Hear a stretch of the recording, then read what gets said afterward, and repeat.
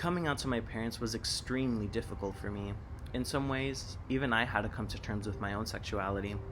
In a man's world, there's a certain way a man has to look, a certain way he has to act, and a certain way he has to live to be accepted in this society, unfortunately.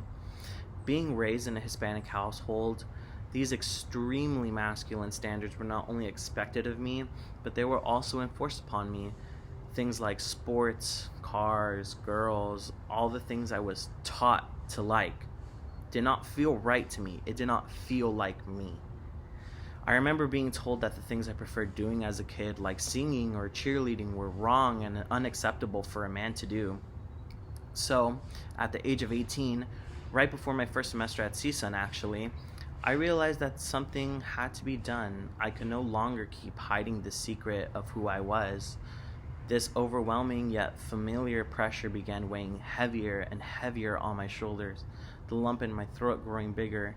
I knew that I could not happily move forward in my life by just fulfilling my parents' wishes and being what they wanted me to be.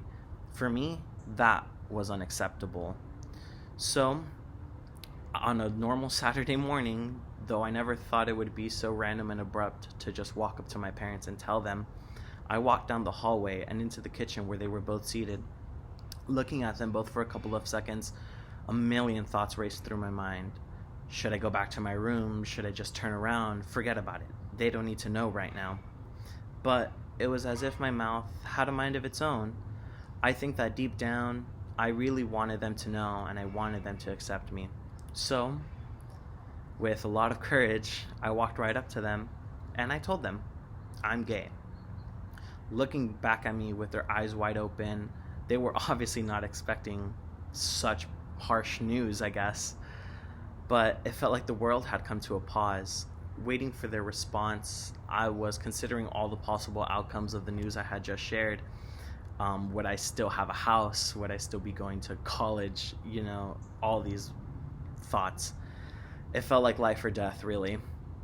And then, almost in perfect unison, they both said, "We support you, mijo." That kind of relief, that kind of joy, is something that I can't describe to this day.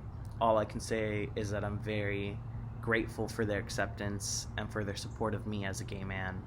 And I'm very happy that I decided to make that decision for myself.